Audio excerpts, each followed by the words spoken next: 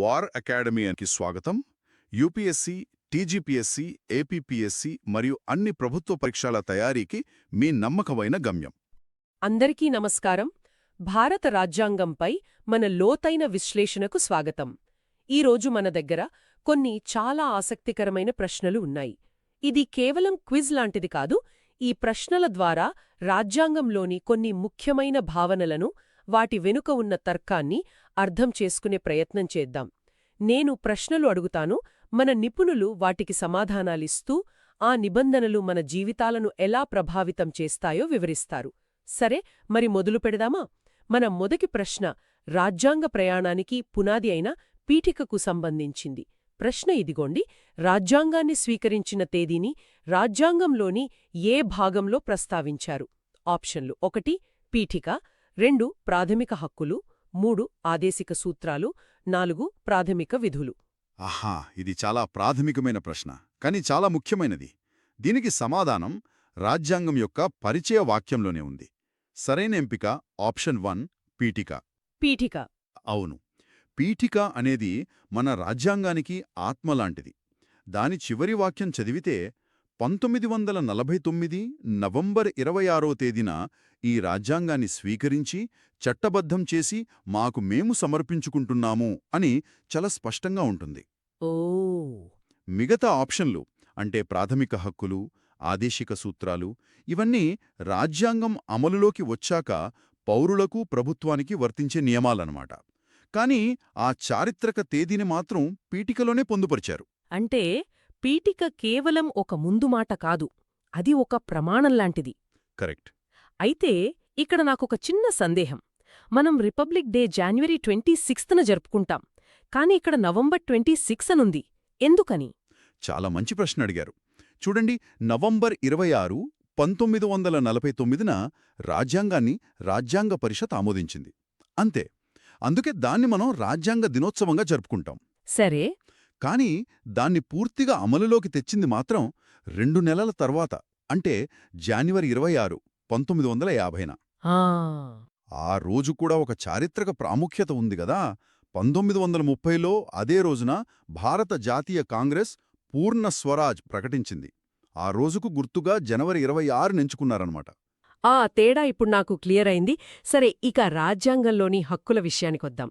ముఖ్యంగా సమానత్వపు హక్కు. దీనిపై కొంచెం తిక్కమొక్క పెట్టే ప్రశ్న ఉంది. ప్రశ్న 115. ఈ కింద ఇచ్చిన ఆర్టికల్, నిబంధన జతలలో ఏది సరిగా ఉంది? మొదటిది ఆర్టికల్ 16 మతం, జాతి, కులం, లింగం, పుట్టిన ప్రదేశం ఆధారంగా వివక్ష చూపరాదు. రెండవది ఆర్టికల్ 15 మతం, జాతి, కులం, లింగం, వంశం, పుట్టిన ప్రదేశం, నివాసం ఆధారంగా వివక్ష చూపరాదు. ఇది చాలామందిని కన్ఫ్యూజ్ చేసే ప్రశ్న. అందుకే దీనికి సరైన సమాధానం ఆప్షన్ 4 ఏదీ కాదు. ఏదీ కాదా? అవును, 2 వాక్యాలు తప్పుగా ఉన్నాయి. మొదటి చూపులో 2 ఒకేలా అనిపిస్తాయి, కానీ ఒక కీలకమైన తేడా ఉంది. ఆర్టికల్ 15 అనేది సాధారణ వివక్షకు వ్యతిరేకం. అంటే దుకాణాలు, హోటళ్లు, పబ్లిక్ ప్లేసుల్లో ప్రవేశం లాంటి విషయాల్లో మతం, జాతి, కులం, లింగం, పుట్టిన ప్రదేశం ఈ 5 కారణాల ఆధారంగా ఎవర్నీ ఆపకూడదు. అయితే ఆర్టికల్ 16 సంగతేంటి? దానిలో అదనంగా ఏముంది? అక్కడికే వస్తున్నాను. ఆర్టికల్ 16 ప్రత్యేకంగా ప్రభుత్వ ఉద్యోగాలలో సమాన అవకాశాల గురించి మాట్లాడుతుంది. ఇక్కడ రాజ్యాంగ నిర్మాతలు మరో 2 అదనపు అంశాలను చేర్చారు: వంశం మరియు నివాసం. ఓ, వంశం మరియు నివాసం. అవును. అంటే ప్రభుత్వ ఉద్యోగాల విషయంలో ఈ 7 కారణాల ఆధారంగా వివక్ష చూపకూడదని స్పష్టంగా చెప్పారు. ప్రశ్నలో ఏం చేశారంటే ఆర్టికల్ 16కు చెందిన పదాలను తీసేసి వాటిని ఆర్టికల్ 15కు జోడించారు. అందుకే 2 జతలు తప్పు. అబ్బో, ఆ చిన్న తేడా వెనక ఇంత పెద్ద ఉద్దేశం ఉందా?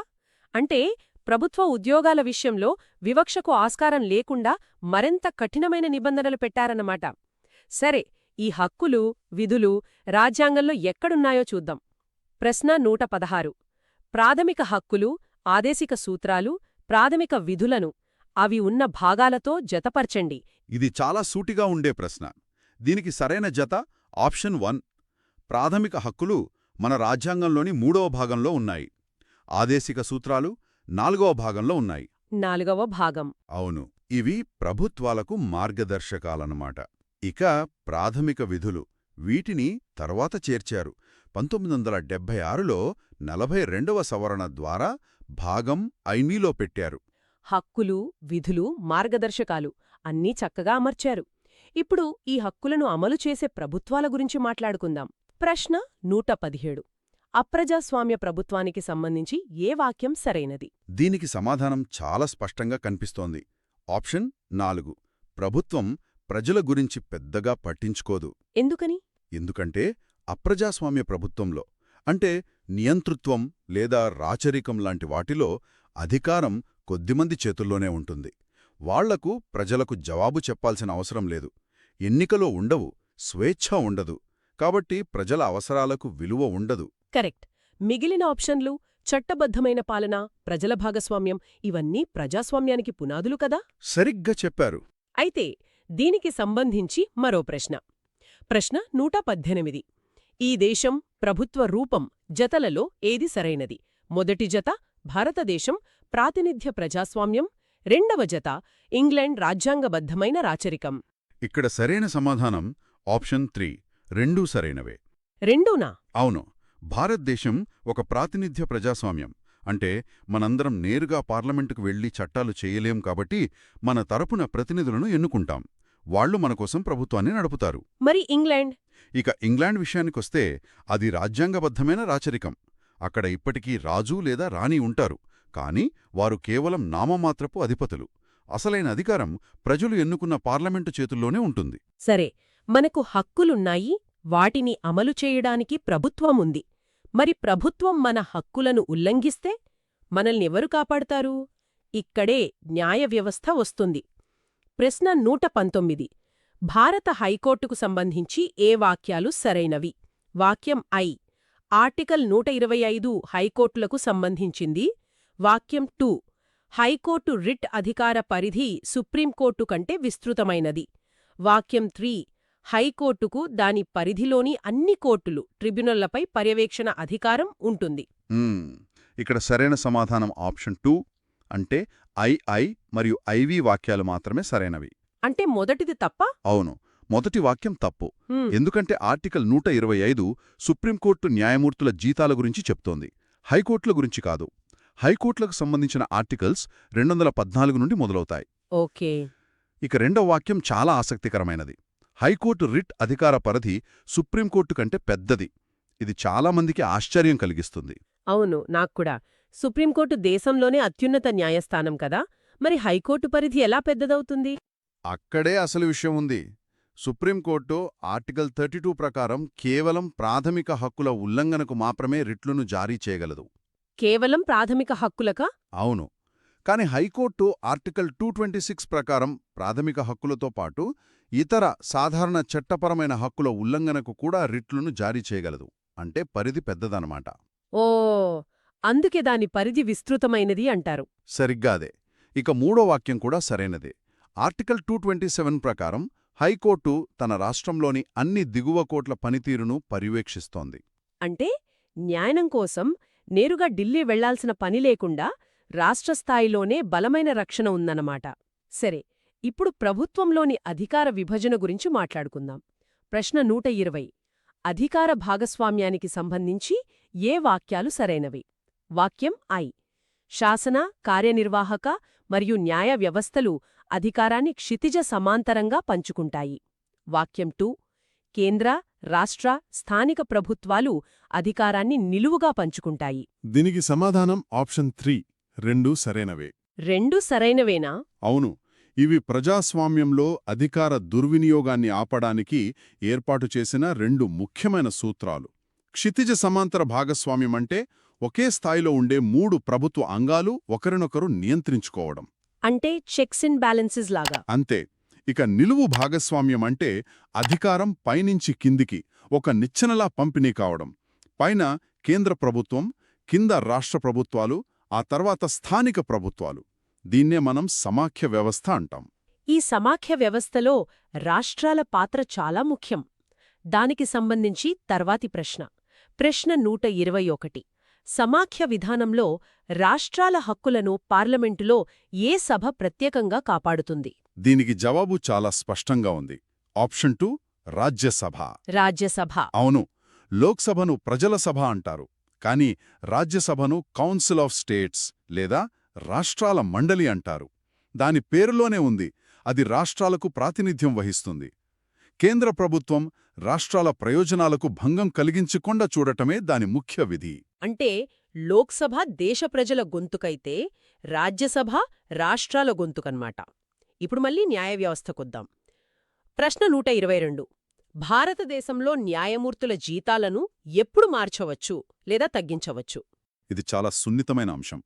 సరైన సమాధానం ఆప్షన్ 2, ఆర్థిక అత్యవసర పరిస్థితి సమయంలో మాత్రమే.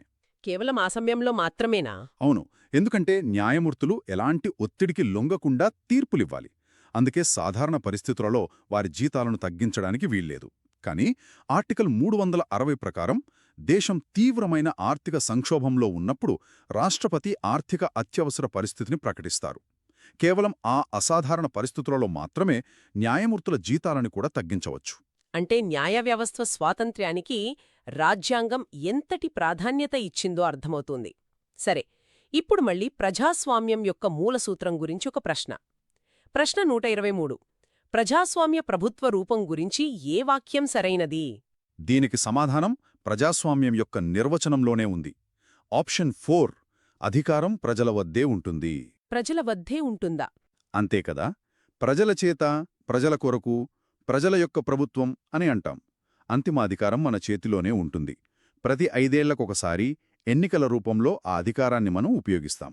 అధికారం ప్రజల వద్దే ఉంటుంది, కాని ఆ అధికారాన్ని క్షేత్రస్థాయిలో మన గ్రామాలలో ఎలా వాడతాం? ఇక్కడే స్థానిక ప్రభుత్వాల పాత్ర వస్తుంది. ప్రశ్న 124. 1952లో ప్రారంభించిన కమ్యూనిటీ డెవలప్మెంట్ ప్రోగ్రాం దేనికి సంబంధించింది? దీనికి సమాధానం ఆప్షన్ 1, స్థానిక అభివృద్ధిలో ప్రజలను భాగస్వాములను చేయడం. స్వాతంత్రం వచ్చిన కొత్తలో గ్రామీణ ప్రాంతాలను అభివృద్ధి చేయడానికి ఈ కార్యక్రమాన్ని ప్రారంభించారు. వ్యవసాయం, రోడ్లు, పాఠశాలలు వంటి పనుల ప్లానింగ్లో, అమలులో గ్రామస్తులనే భాగస్వాములను చేయాలని ప్రయత్నించారు. ఇది ఒక రకంగా పంచాయతీరాజ్ వ్యవస్థకు పునాది వేసింది. అంటే మన గ్రామాలలో స్వపరిపాలన అనేది ఆధునిక భావన కాదన్నమాట. మన చరిత్రలో కూడా దీనికి మూలాలు ఉన్నాయా?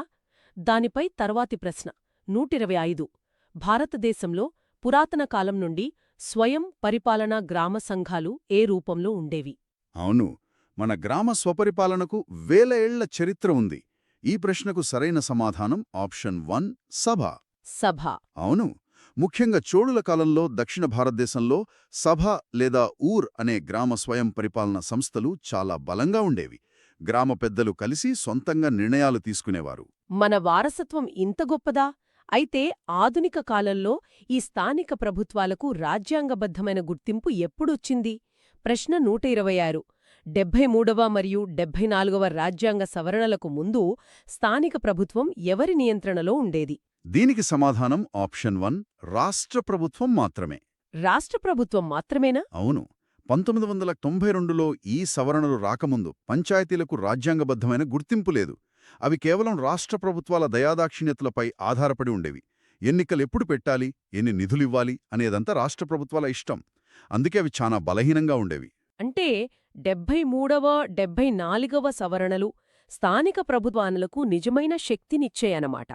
ఆ సవరణల ద్వారా వాటికి కొన్ని ప్రత్యేక అధికారాలు కూడా ఇచ్చారు కదా. దానిపై మన చివరి ప్రశ్న 127.